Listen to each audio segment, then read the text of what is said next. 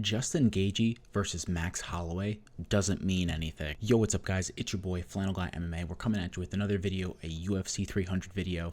So yesterday, Dana announced two more fights for UFC 300. The first fight being Bobby Green versus Jim Miller. This is an awesome fight for many reasons. This is going to be a stereotypical stand-up swing. Someone's probably going to get knocked out in this fight. It's going to be really entertaining. Jim Miller's the only fighter in UFC history to be able to fight on UFC 100, 200, and 300. That's awesome. I also love the fact that Jim Miller's trying to get Bruce Buffer to announce him as Jim fucking Miller at UFC 300. That would be top 5 most iconic moments in UFC history if Bruce Buffer actually does this.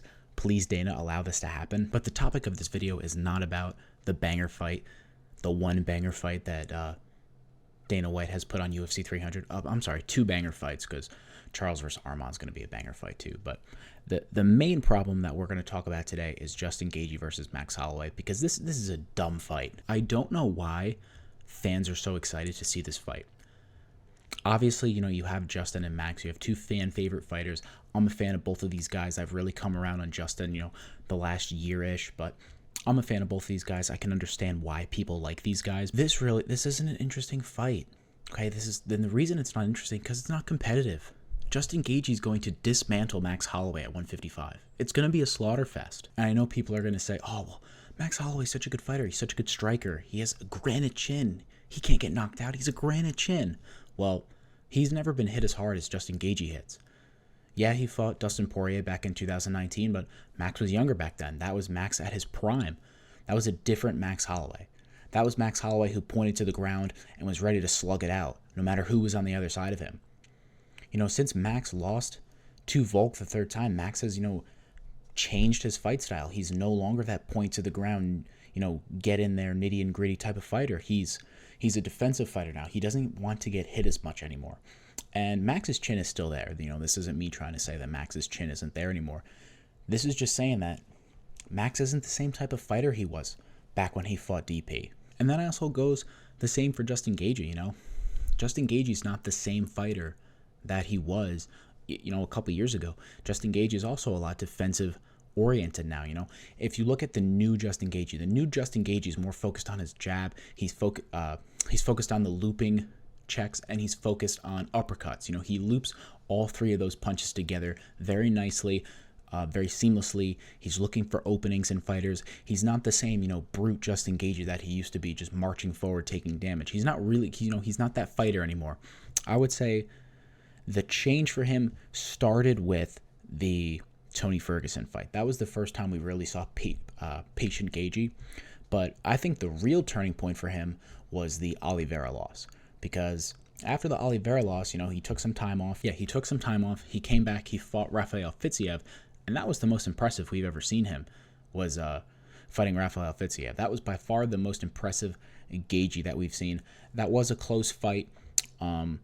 I don't think it was as, dominant as some people like to make it out to be, but, damage trumps all, and he definitely out-damaged Rafael Fiziev in that fight. But if you go back and watch Gaethje versus Dustin 2 when they fought for the BMF belt, Gaethje clowned Dustin. There was not a single point, obviously the fight's only a round and a half, but there was not a point in that fight where Justin was in any real kind of danger. I don't think DP landed a single clean strike on Justin Gaethje's chin, on Justin Gaethje's head. There were, the classic Dustin Poirier signs, flicking the hair like he's a beach bro, adjusting the shorts. The classic, the nose swipe that he does. He was getting frustrated in there. He couldn't land a clean strike on Justin because Justin is a lot more defensive oriented now. Still a killer striker, still has phenomenal power, but he's defensive oriented now. He's not going to go out there against Max Holloway and just brute force everything. And same thing with Max. Max is not dumb enough to go out there and brute force his way through Justin Gaethje, because that's just not going to happen. Another issue that I have is this isn't really Max committing to 155. It is not, Max taking 6 months to a year off to bulk up, to properly fill out for 155. This is Max, just not cutting to 145. There's really no difference in anything that he's doing. This might as well be a 145 fight for him, because he's just not cutting that 10 pounds. This isn't him, trying to fill out, trying to work at a different weight. It's just, 3 months, let me, bulk up, to 155 and fight Justin Gaethje. And with the BMF belt on the line, there's going to be no wrestling. There's going to be no grappling. You know, Max Holloway is probably going to have an agreement with Justin Gaethje to just swang and bang this whole fight. And I know you're going to be thinking, oh, but you just said that, you know, Bobby Green and Jim Miller's going to be awesome because they're going to swing and bang. And the reason that fight's awesome is because it's Jim fucking Miller, and he's awesome. And Bobby Green's pretty slick on the feet. He's pretty entertaining. He's a cool guy. Right now, Justin and Max are both in positions where they're on the verge of a title shot. So I don't know really why the UFC's making this fight when if Max gets dominated by Justin at 155 and he goes back to 145, he's going to be a shell of his former self. Right? He's not going to be the same fighter. And if Justin loses this fight, then he's never going to get another title shot. He's never going to fight Islam. And then is Max going to be the next person to fight for the 155 belt after the winner of Arman and Charles fights for the belt? Like, it just puts us in a really weird position. Now, I am a firm believer that I think Max, after the third Volkanovski loss, I think Max should have fully gone up to 155. I think he should have taken a year off. He should have bulked up. He should have worked his way to 155, be a natural 155er.